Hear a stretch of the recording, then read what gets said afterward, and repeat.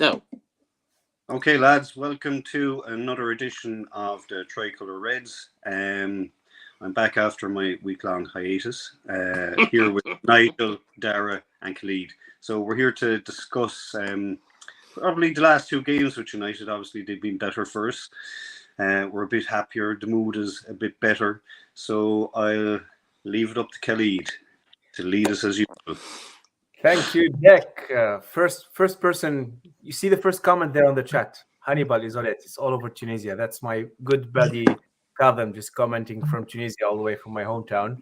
Welcome everyone. Tricolour Reds Irish podcast here. Straight to the point. 30 minutes. All direct about United. Two main topics today: the victory against Burnley, and obviously the performance we did put yesterday against Palace. And the icing on the cake. I'll remind everyone that Hannibal comes from Tunisia. Obviously, and No Dara, bias whatsoever. back here. Spoiler Few more alert. games for the Champions League. Also, my first ever Champions League game in Old Trafford will be on Tuesday. I'm going over for the Galatasaray game on Tuesday, and looking forward to that. Straight to the point, we go to what I call always the land of legends, Cork, that gave us the legend of Man United, and it's not Dara, it's Roy Keane. Dara, Burnley performance. Burnley victory, back, goal, VAR, goal disallowed. We're hating VAR this year as Man United fan. Bruno made a masterpiece, but of course Hannibal was better than Bruno. Obviously, I'll touch the wood. Keep saying it. What did you see in that game? How did you enjoy that win? It was again amazing to see that we are winning, okay, but we won at least with a good performance. There are some bad atmospheres around the club with Anthony after Greenwood, with what happened with Rashford after the game. I'll tell you a joke after it also. But how did you live that game? How did you live those 3 points?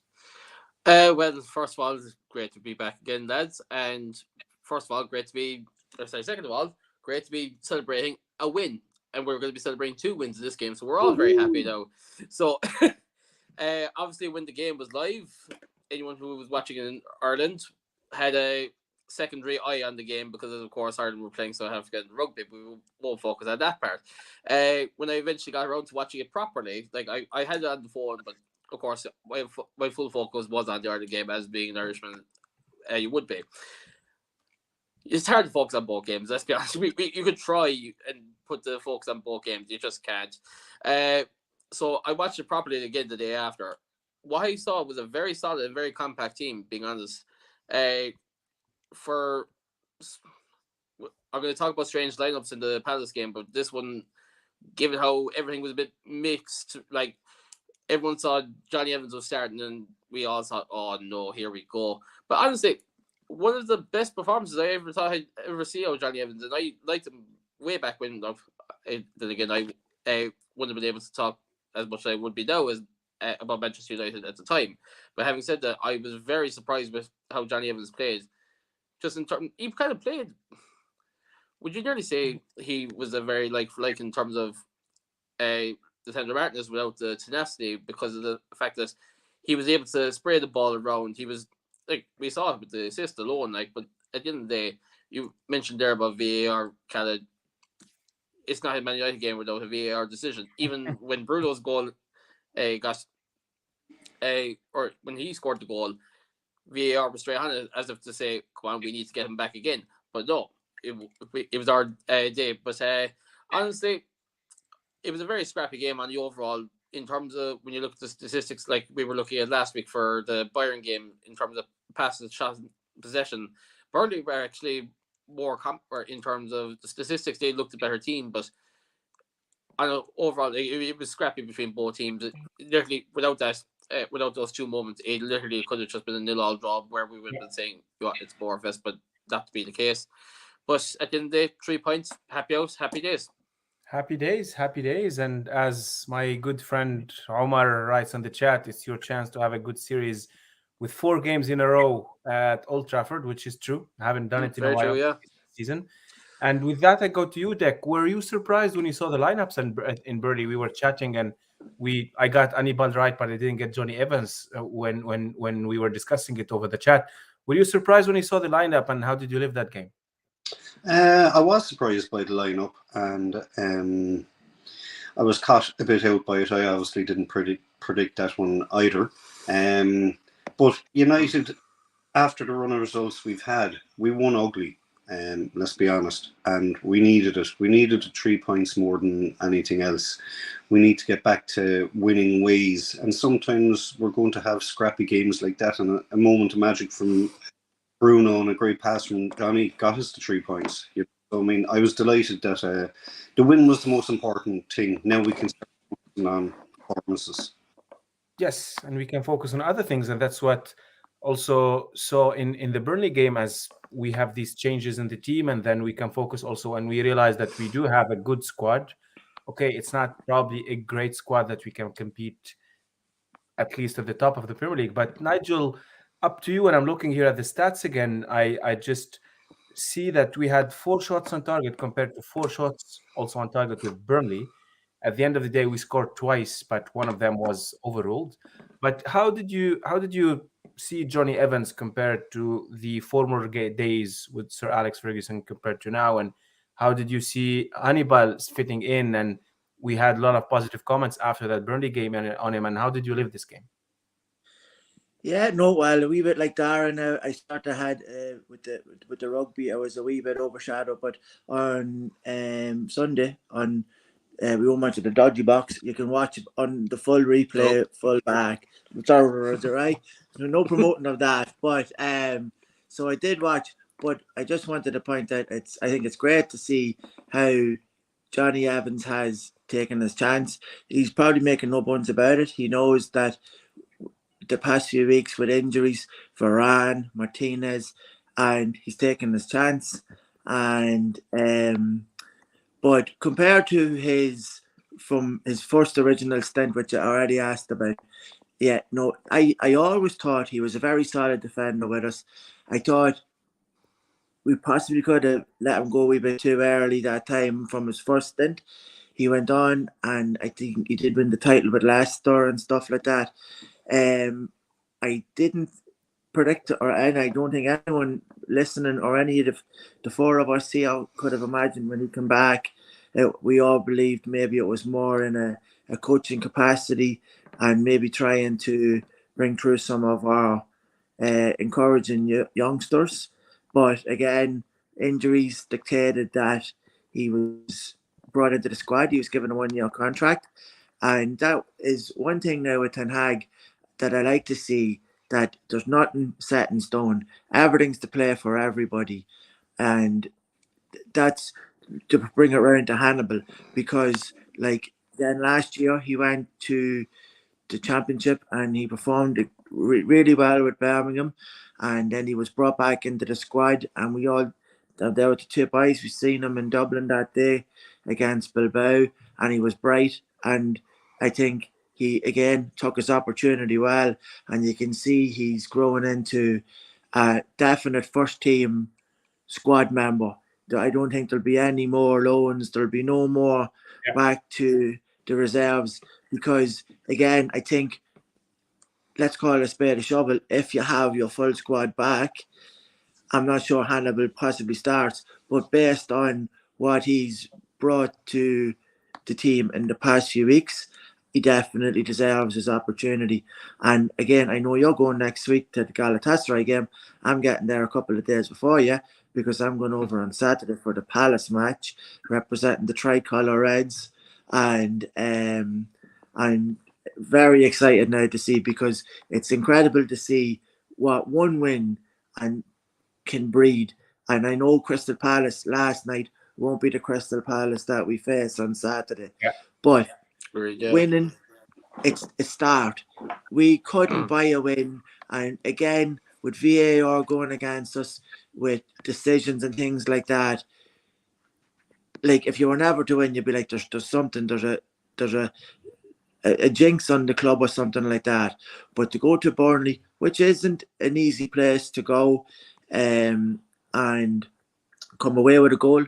More importantly, I was delighted for Onana to come away with a clean sheet, because again, then he doubled down on it. I thought maybe, I didn't actually thought it might have been a chance last night to give the other lad a bit of a run in the posts. But Mm. again, I think then a bit of consistency, and maybe that's harsh on. I can't even pronounce his name. I'm not even going to try. But that again, a clean sheet, and he came back in last night and produced another clean sheet. And Palace were very poor, but right at the end there was some chance. They created some chances and they kept trying, and he stood strong, and that can only help him. And so it's great actually to be making an episode like this where there's a wee bit of good news. It was a wee bit. Come on, 9:00. I'm ready for this. This is it. Yeah, there's something else. I see you will have a pint waiting for you at the Blaze, and Sean just wrote it in the chat. Sean O'Donnell said, "See you bright." The good man, Sean. Saturday, good man. You gotta wait. Yeah, Sean is the legend, the Irish legend. He who also is. Reds with his. He's definitely a top red. Good man, Sean. Thanks for watching, by the way. Yeah, I told him you'll order Guinness Zero, just like every Irishman. We'll have to get a Carl in honor of Suki, who is best wishes to Suki actually for a speedy recovery and get back to where he belongs in Old Trafford. Yes, of course. And speaking of that, like there's a comment again from Omar in the chat, and I had the same conversation today with another Tunisian friend about Hannibal. Omar says, I think it was very basic, not much of an impact. Plus, he received so much stupid cards.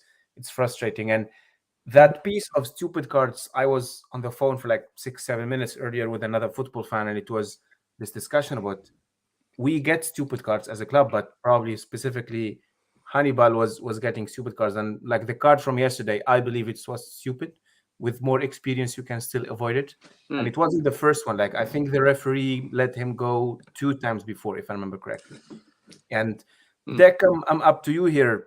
I gotta enjoy this. And there's like 2-3 Tunisians in the live, so we've gotta enjoy this. He's the first one from Tunisia playing for Man United. Give us a greeting there in Tunisia and Khalid, so we can make them feel really at home. And it's for Dek to say. Go on. Yeah. Give him a week. How do you see this comment? How do you see this frustration about getting easy yellow cards, especially when you're competing to earn your place, but then you'll be booked and then you are banned and you can't play? How do you see for the future for him? I think when he gets more of a run, it'll become easier for him. He's very eager to play for Manchester United, obviously. Like, I mean, any young fellow would be. So he's probably going to dive into stuff a bit too eager sometimes and make silly mistakes. But once he gets a longer run in the club, that'll give him confidence and that'll make him realise that he's more important to the team on the pitch rather than picking up stupid cards. But I just put it down to a bit of he wants to be at Manchester United. He wants to be on the pitch. And sometimes over eagerness will make you do stupid things and earn these cards. But I think if he gets a run in the team, it'll bring him on. I think he's a good talent. I can see him being at the club for a while. I think he could definitely turn into one of the good players. I watched him in the youths. He's one of these young fellas that stood out. So he has a bright future ahead of him. He just has to manage himself a bit more and double down on not getting the cards. But yeah, he has all the qualities to play for Manchester United. Yeah, I hope he's not hanging out with. He wasn't hanging out with Mason Greenwood or no. We won't go there. We've seen it all on those sides. Yeah, they just need to get the mentality at United back. I mean, that's what we want. We want players hungry to play for the club, not worried about TikTok, not worried about Instagram. We've seen those players at the club, and thankfully, the majority of them are gone. But I mean, they're the wrong type of player for Manchester United. Saying that, Dek, you really gave me a good point here to link before we go into the Palace game and the great performance. I would judge you said not worrying about Instagram. And I saw the news today about Jadon Sancho, who completely deleted his Instagram. I want to hear quickly 1 minute for each about the Sancho Ten Hag situation. And Dara, I'm back to you here. What's next for Sancho at Manchester United? Do you think he will stand up and say, I'm sorry, I did this, I want to be part of it? Or it's the end of Sancho at Manchester United? Straight up, in my mind, it's the end. And I absolutely hate to say it simply because I wanted him so badly as well at the club, like most people did. The problem lies is with his attitude. We've seen the photo that he's still hanging around with, like Lingard.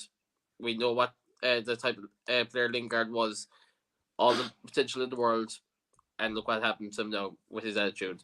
But at the end of the day, if Sancho doesn't want to apologise, that's on him, and that's just completely his attitude. Now, at the end of the day, a player will always think he's in the right, but if it's affecting him playing for the club and actually proving his worth, then what does that say? Yeah, Nigel, what do you think? I believe Ten Hag's total disciplinarian. Like he's got rid of bigger and better than Sancho. Like when you look at Ronaldo, like so it's. I think he. I genuinely can't see any way back. No matter deleting social media and stuff like that. Like he was given a chance to prove it on the pitch, and again, a bit like Dara said there, I'm extremely disappointed that it hasn't worked out for him, but I don't think he wanted enough, and the club did try to help him with issues in the past. Yeah. And it seems that he's thrown it all back in the club's face, and who have placed like he's probably earned more money than any of the four of us will ever see, like, and maybe just takes a little bit for granted. And if we are trying to create this new culture at the club, unfortunately, that's not the type of personalities you want about the place. That's not the personality to have, and I agree. And you said something about the past, and here there's another great comment from Omar on the chat, and he's remembering how in Dortmund Sancho was way over Haaland, and look at the difference now. It's right here. It starts in the mentality, as you said. And Dek, I love coming back to you because you always compare about the Ferguson, David Gill era and how things were tough. So how would you see it? And if it were back then, I'm sure he'd be gone the next day. Roy Keane was gone in a day. So how would you judge it now? Oh, I mean, if that had happened in the Fergie era, there wouldn't even be a chance for him to apologise. He'd be gone. He'd be out the gap. The only way he's going to get back in, the only way he has a chance to get back in, is to apologise. Ten Hag is the manager of the club. His word is law. He's shown us all that he's a disciplinarian and he's not going to take overpaid personalities into consideration. And he's right. I mean, that's it. Lay down the law, say what you want, and go with it. And Sancho can't apologise, then he's no one to blame but himself. Exactly. And that's the culture you want to build in the club in order to put out a performance like yesterday. Personally, I felt really great. I haven't seen us perform like that. Okay, I know Carabao Cup, Tuesday night game, Palace is not the first team, and it's not the City, the Liverpool that we will face in a few weeks or whatever, but it felt great. It felt great to see that performance. It felt great. And here, coming back to Omar's comment, Amrabat's debut as a left back, and you see the energy at the interview at the end. He said, "I will play as a goalkeeper if the coach wants me as a goalkeeper." And I like that a lot. It says a lot, you know. And here, Dara, I'm back to you. How good was that win for you yesterday? I just have written down here, simple as it was a breath of fresh air, basically. Because at the end of the day, we got the. You see the way these little leaks come out on Twitter now, and they're kind of feeding out into the way that it kind of gets the people talking about the way the potential lineup is going to be. And one person just said it was a very strange lineup, to say the least. And I was there like, okay, this can't be overly out of the blue. And like, even when you try and figure out what way the formation was playing when it was actually announced in the end, you're kind of there like, is he actually playing a 4 at the back? Is he playing 3 at the back? Is he going to play high up? Is he going to play park the? I won't even say park the bus because that's not his style. But you get what I'm trying to say. But I think the way he played it was literally a breath of fresh air, because how often have we seen our wingers actually playing like wingers, actually attacking and actually willing to track back as well? And that is not a slight on anyone, whether it be, because in fairness, Anthony, when he would be playing his best, would be willing to track back. Rashford, when he wants to, will track back. Like, in terms of the performance, it was just absolutely brilliant. We outclassed Palace with sharp passes and pressing. The team actually showed that they wanted to be a unified team, and I actually enjoyed how they played. As Omar made the point there, Amrabat, absolutely immense. He started out as a left back, and I saw something about his stats in the first half alone. Like 72 touches, 97 pass accuracy, 100% in ground duels, 100% in headed duels. It was something to that effect. Absolutely brilliant. And again, you have to we understand we have to take this with a pinch of salt. It was the Carabao Cup. It was I wouldn't know what the Palace first team looks like. There was a mix of both. It was a second string team with a bit of experience and a bit of use. Yeah. Not the worst team in the world to be playing against them, because Palace have been proven to be a bit of a bogey team in the past for us. Amrabat, like I said, was absolutely brilliant. I enjoyed seeing Mason Mount come straight back, and I didn't expect Mount to start, if I'm being honest. I expected him to be subbed on at halftime, like the way he was subbed off at halftime. I expected him to be subbed on at halftime, where he had the chance to get the minutes in. But I was actually kind of surprised that he started. As we saw, he finally got half the mark on his Man United account with an assist and a great goal by Casemiro at that. Yeah. You just saw the way the build-up play was for the Garnacho goal. The goal was coming at some point, and sure enough, 2 came within, 10 minutes? Something that wasn't very often seen by Man United these days in the last number of games, especially. We'd get the goal, but we'd have the tendency to concede, or we'd always concede first and then kind of work it back. So the overall game was a breath of fresh air, to say the least.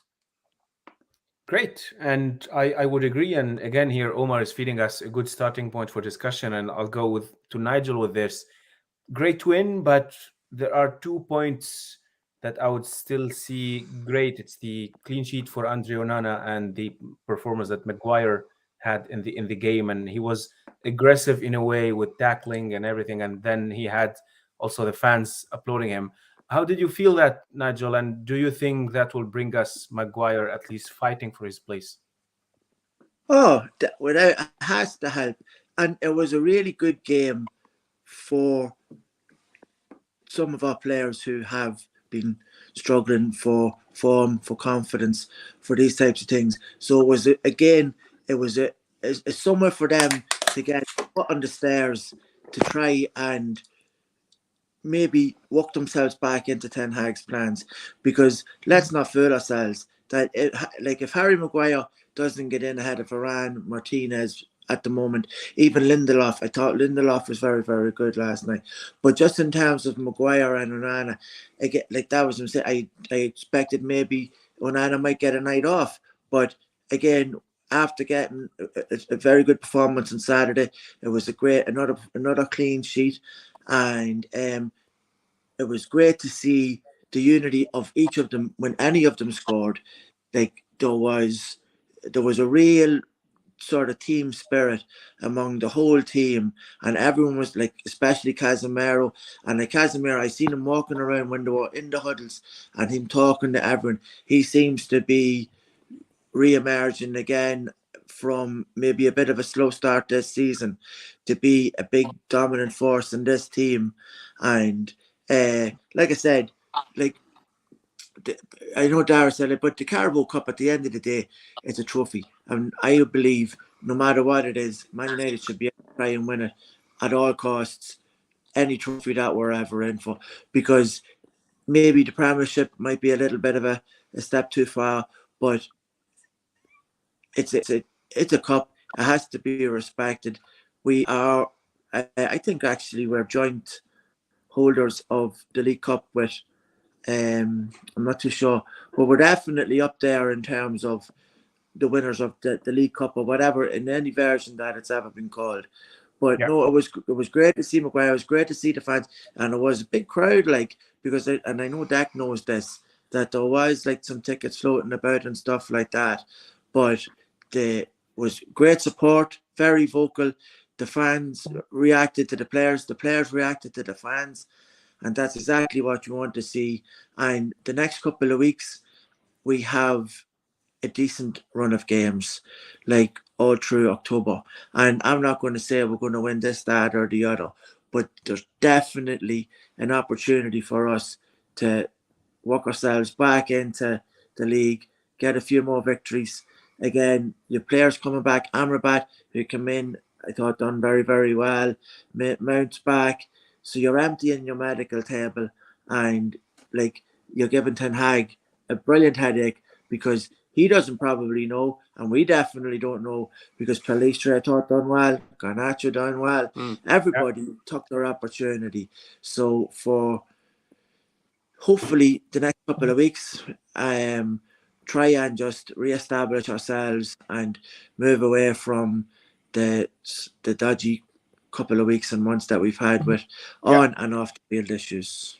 Yes, and on and off. And yesterday, when I was off the pitch, I was just checking things on Twitter. And here to go to Aaron's point on the chat, and kudos to our friends at Kildare with their supporters club. Deck, this is the hard question, and for you also, you can still give me your feedback about yesterday's game. But I saw many comments on Twitter saying that we played better football without Rashford. So I'll start with you. What did you think of this? I thought the team performance was very professional. Everyone was fighting for the ball. It was great. I'm delighted that Harry Maguire put in a solid display. Must be very hard for any player to have his own fans booing him in the past. So yeah, I was delighted for him. I was definitely shocked by the team selection prior to the game. I think most Man United fans were, but I was so impressed with how we played. Casemiro was firing balls all over the pitch. Amrabat had a great game. All the players were together. There was a togetherness in the display. It's the Carabao Cup. I was at the Carabao Cup final this year against Newcastle. One of the best days I've ever had following United. Seeing all the Geordies going home crying. It's great. It's the cup.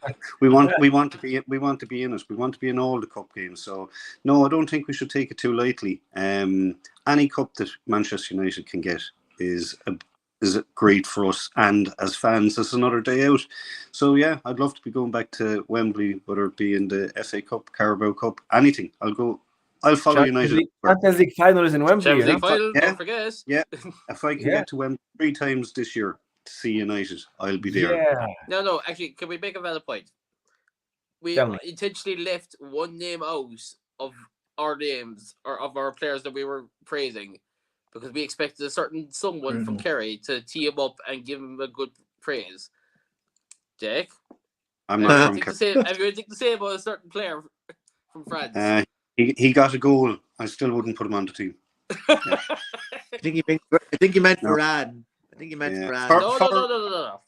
No, for me, Martial scored last night. Hey, there we are. No, he's I was waiting for us. He's no, just I can't. I can't change my opinion on someone if I have it. I don't think he's a Manchester United player. I don't think he'll be there in the long term under Ten Hag. I don't believe it. I think he's there at the moment. Well, because we have no one else. I think that's the only way he gets in. I'd be playing the younger players, and just on that, Dan Gore came on last night.